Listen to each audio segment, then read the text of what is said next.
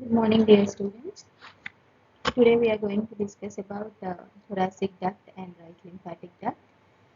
Both these ducts are the lymphatic ducts which drain the lymph from the entire body. This area, which is colored in dark green, the lymph from this area is drained into the right lymphatic duct, and from this area, the lymph from this area is drained into the thoracic duct. So the thoracic duct, it is an elongated lymphatic tract. This one here. So this is the cisterna chyli, and from the upper end of it, this beaded duct is nothing but the thoracic duct. So it is an elongated lymphatic trunk, and this conveys chyle and most of the lymph of the body into the bloodstream because it drains finally into the uh, junction between internal jugular and subclavian veins. Finally, the lymph is drained into the bloodstream, and the lymph from the body, except the right side of the head and neck, right upper limb, right lung and thoracic wall, right half of the heart and the convex surface of the liver. So except these areas, from the rest of the body, the lymph is finally drained into this thoracic duct. So here the thoracic duct, uh, there are certain characteristic features of the thoracic duct. It is flexuous in character. This is flexuous in character and beaded in appearance. You can see this in the image. It is beaded in appearance, and um, it is provided with numerous valves. So wherever it is exposed to certain pressure, like when it passes through the diaphragm, and here when it takes a left-sided inclination, and here when it at the root of the neck where it bends down. So in these areas, it is subjected to a little high pressure. So to prevent the regurgitation of the lymph into the duct, that is to prevent the backflow, numerous valves are present within the thoracic duct. Um, so this is the characteristic features. And coming to the course of the thoracic duct, it begins at the upper end of the cisterna chyli here. So this is at the level of T12 vertebra. So at the level of T12 vertebra, upper end of the cisterna chyli, it starts. And then and at the lower border of T12, and then it enters into the thorax, usually through the aortic opening. Here there will be the diaphragm, and in the diaphragm there are certain openings for the inferior vena cava, opening for the aorta, esophageal opening. So these openings are there to give passage for the important structures from thorax to abdomen or from abdomen to thorax.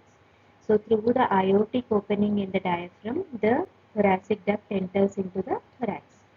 And then once it enters into the thorax, it runs in the posterior mediastinum. And it is related anteriorly to the esophagus. That means thoracic duct is behind the esophagus in the posterior mediastinum. And at the level of T5 here, it takes a leftward inclination. Here if you see, this is the leftward inclination. So once it takes the leftward inclination at the level of T5 vertebra, then it runs towards the left side of the esophagus. Esophagus will be here, right? So it runs along the left of the esophagus, and at the root of the neck here, um, then here when once it has taken the leftward inclination, it runs in the superior mediastinum along the left end of the esophagus. Then at this area, this is the root of the neck.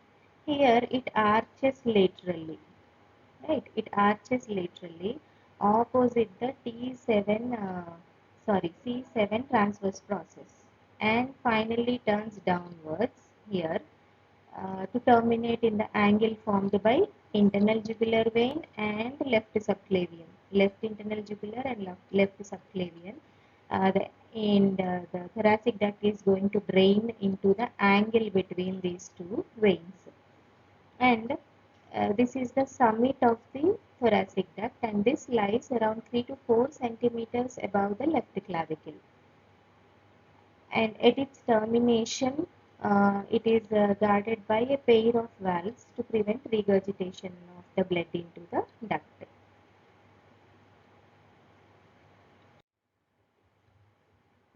Here, see, this is what I was discussing, the pores. This is the diaphragm here, and here you can see the opening for the aorta.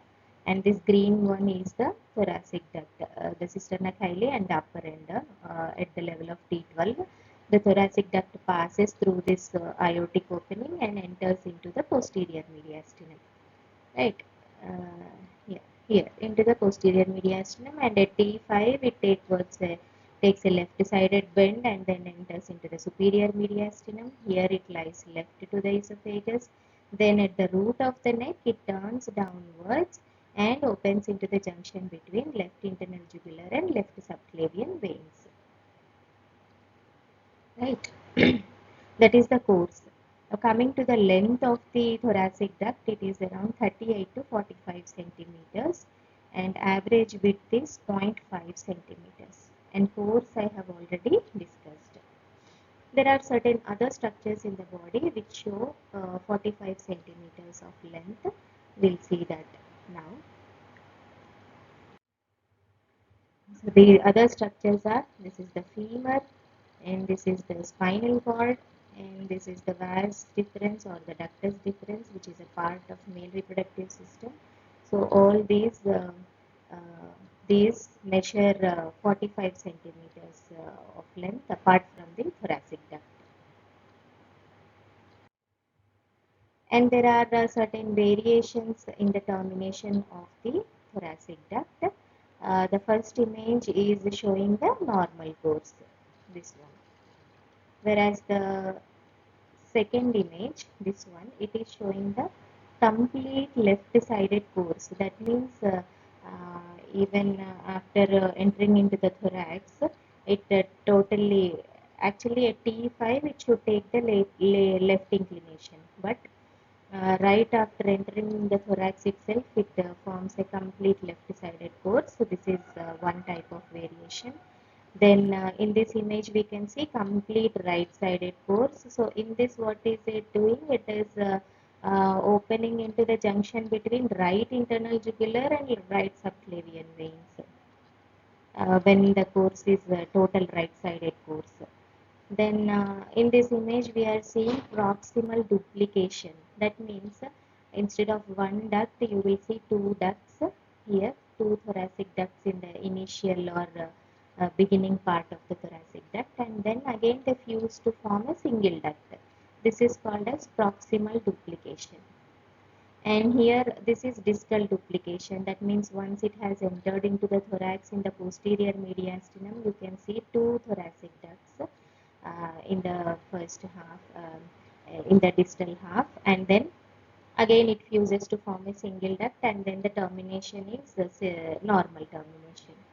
Then fifth one, this one is called as plexiform thoracic duct here. This is plexiform thoracic duct. You can see that the duplication is there, and the two thoracic duct, they are connected by smaller vessels. So this gives it a plexiform appearance. So this is one more kind of variation. So these are the variations in the uh, thoracic duct, termination of thoracic duct.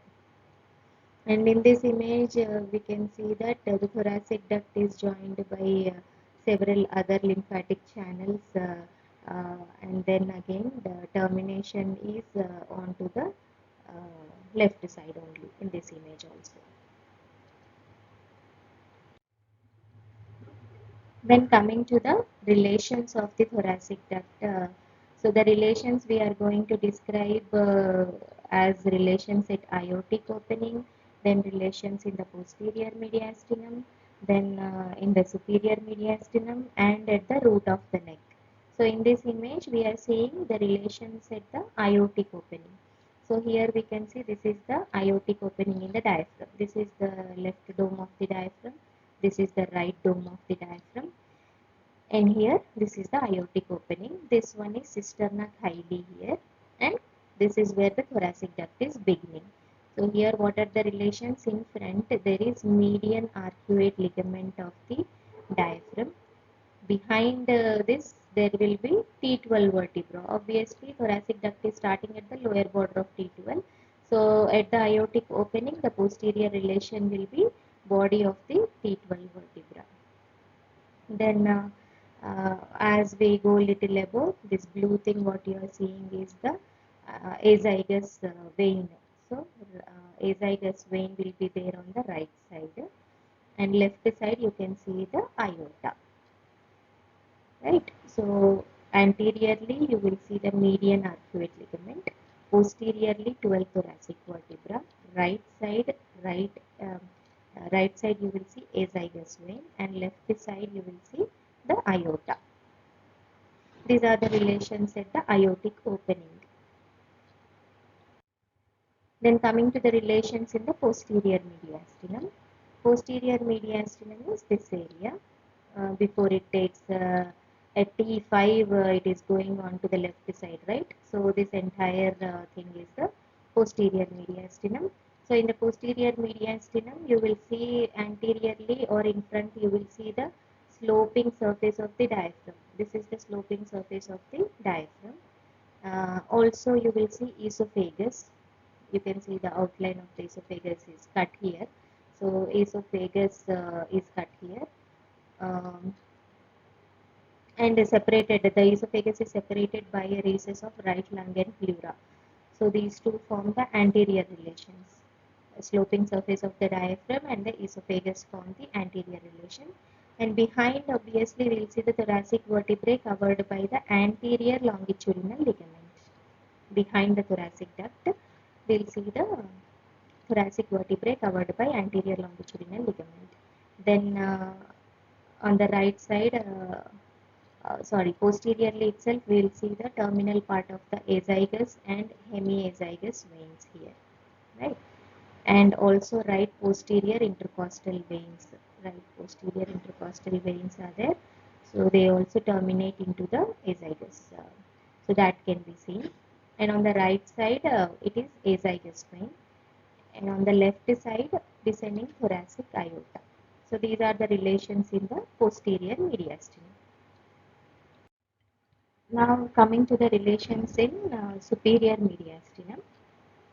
In superior mediastinum, we will see in front there is arch of aorta. This is arch of aorta, and also the left subclavian artery is seen here. So this green thing what you are seeing is the thoracic duct, and this one is the arch of aorta and subclavian, left subclavian artery. Behind there will be bodies of upper four thoracic vertebra, because once it takes a leftward inclination at T5 level, from that level onwards it is entering into the superior mediastinum. So posteriorly it is related to bodies of upper four thoracic vertebra. And on the right side, esophagus is seen. Now this is trachea. Behind the trachea, you will see the esophagus. So on right side, thoracic duct is related to esophagus, and on the left side, we'll see the left lung and the pleura. This is the left lung, and this is the pleura over that. So on the left side, in superior mediastinum, it is related to left lung and pleura. So these are the relations in superior mediastinum.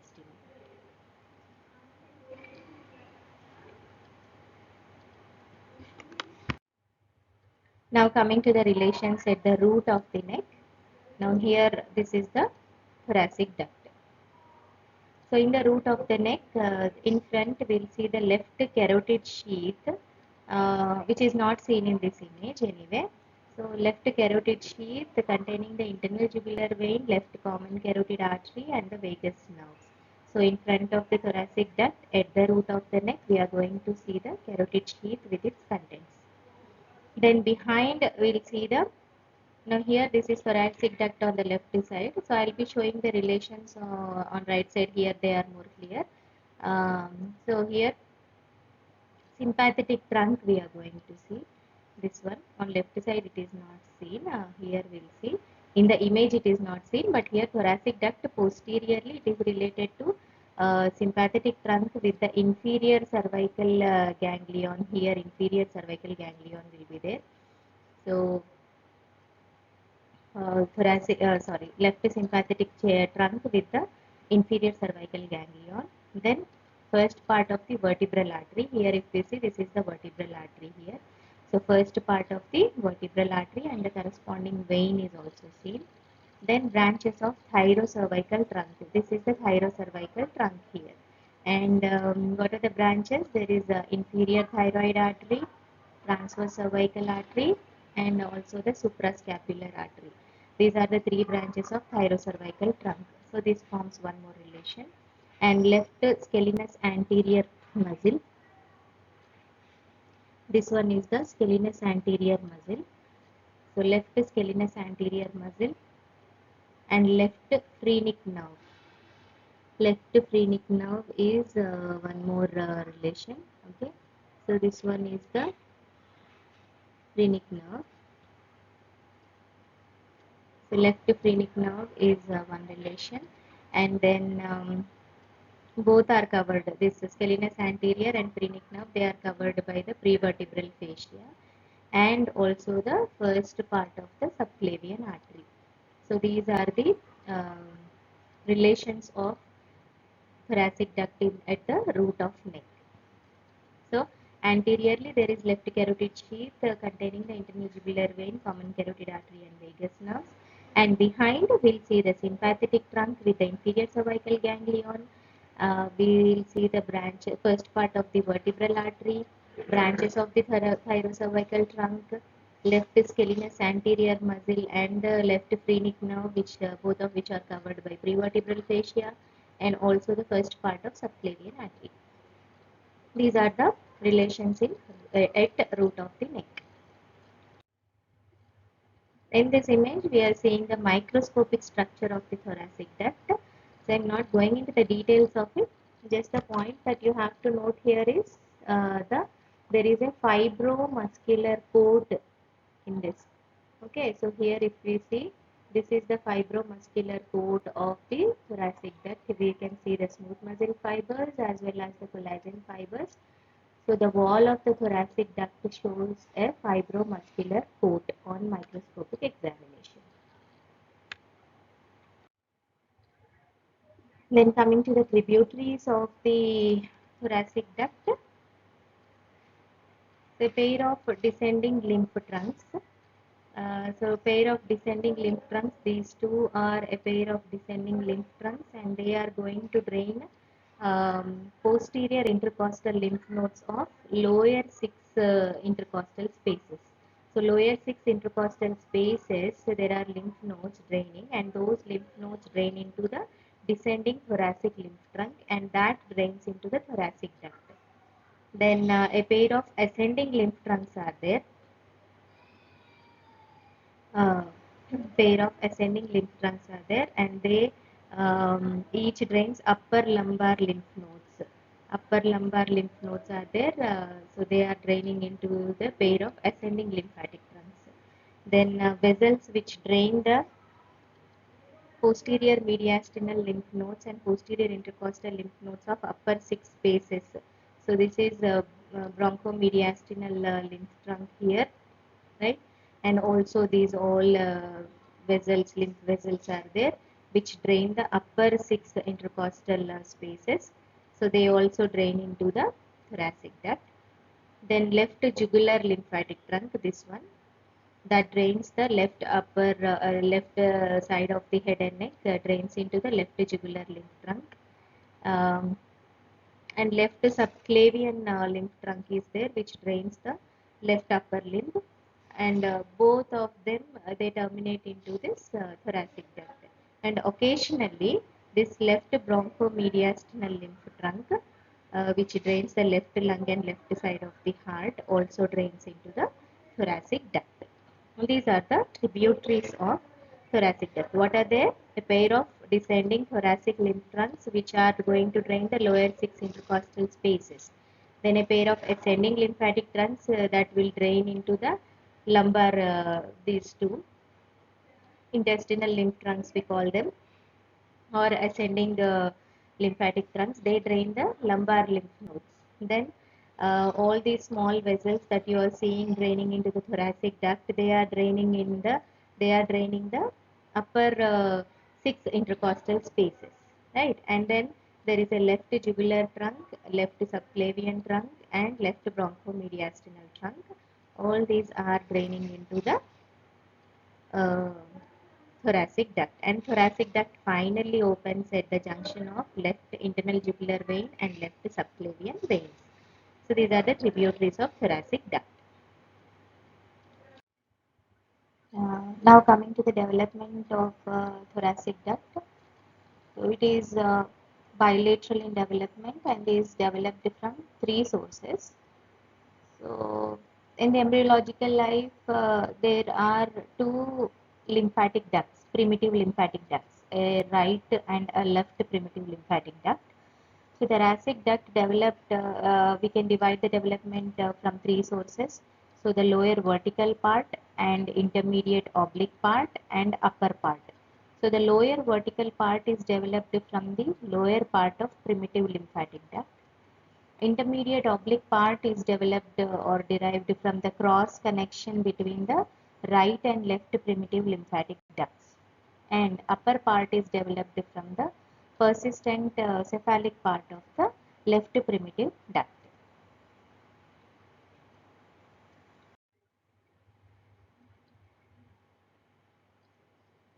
Now coming to the right lymphatic duct. Right lymphatic duct here, it is also called as ductus lymphaticus dexter. Dexter usually represents the right side. So the right lymphatic duct here, this is the right lymphatic duct that you are seeing here. And so the right lymphatic duct, it empties at the junction of right internal jugular and right subclavian veins. Whereas thoracic duct here you can see it is opening at the junction of left internal jugular and left subclavian veins. So this is the right lymphatic duct. Um, the length is around 1.25 centimeters. Course of the right lymphatic duct is along the medial border of the scalenus anterior at the root of the neck. So at the root of the neck along the medial border of the, so here you can see the you can imagine here the scalenus anterior muscle. So towards the medial side of the scalenus anterior, it runs at the root of the neck and then ends in the right subclavian vein at its angle or of junction with right internal jugular vein. And at its termination, it is again guarded by a pair of semilunar valves. Like the thoracic duct, right lymphatic duct also is guarded by a pair of semilunar valves. Now the tributaries of the right lymphatic duct are right jugular trunk. So in the beginning, first slide itself, we have seen that the um, right lymphatic duct is going to drain the right side of the head and neck, right upper limb, right part of the thorax we have seen, right? So correspondingly, you can expect the tributaries. So right jugular trunk drains the right side of the head and neck. So in this image we can see this is the right jugular trunk. Then right subclavian trunk which is going to drain the right upper limb, and then right bronchomediastinal trunk that drains the right side of the thorax, right lung, the right side of the heart and part of the convex surface of the liver. So this right bronchomediastinal trunk is also opening into the right lymphatic duct. So these are the tributaries of right lymphatic duct. Then applied aspect related to thoracic duct, obstruction of the thoracic duct occurs due to mature filarial parasites. The lymph vessels get burst and that can cause chylothorax, chyloperitoneum or chyluria because lymph as well as chyle is drained by the thoracic duct into the bloodstream. So whenever there is obstruction and it bulges and bursts out due to obstruction, the resulting conditions can be chylothorax. That means the chyle is extravasated into the thorax. Or chyle, if it breaks in the abdomen itself, then it can cause chylloperitoneum. And chyluria is one more condition. The cervical part of the thoracic duct is damaged in block dissection of the neck. Any cancerous conditions, malignancies which require block dissection of the neck, in those conditions, sometimes if the surgeon is not careful, the cervical part of the thoracic duct is damaged. And thoracic duct is very thin walled and colorless, so more prone for injury during the surgery in posterior mediastinum. Many operative procedures in the posterior mediastinum, because it is colorless and very thin walled, it is sensitive, more prone for injuries. And thoracic duct is vulnerable to damage after thoracic surgery and particularly after esophageal surgery. The incidence is between 0.2 to 3%. So laceration is potentially a life-threatening complication. So if there is any cut in the thoracic duct, it is a life-threatening complication. And the mortality rates are more than 50% with conservative management, and as high as 10 to 16% even after surgical duct ligation done. Many of the patients may not survive. 10 to 16% may not survive. So it is potentially life-threatening.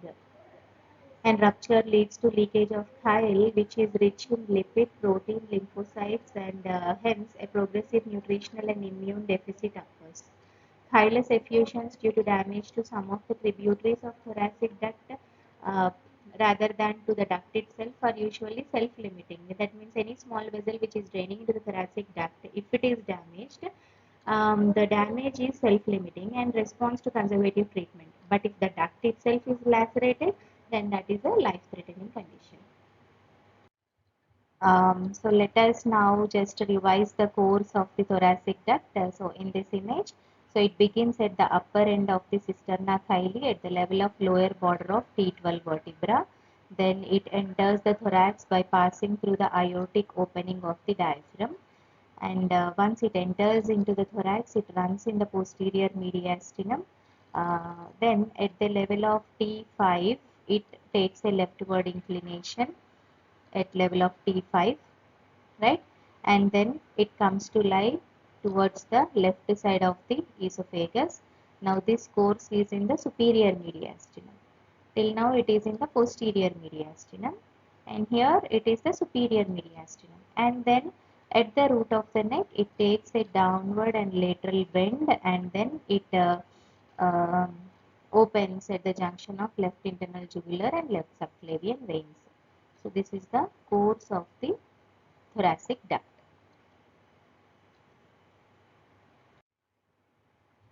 Now a quick review. So in this image I just want to show you again.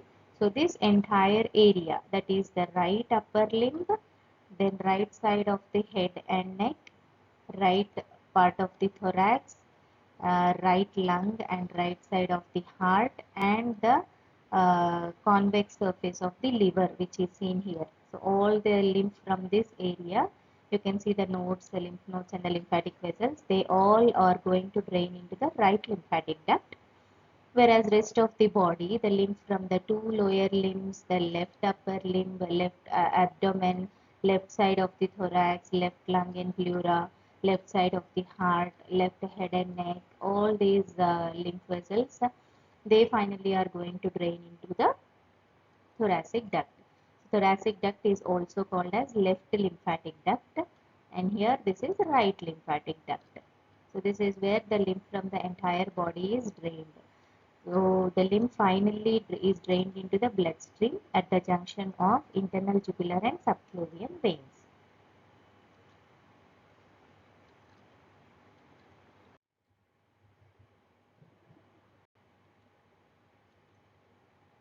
Thank you.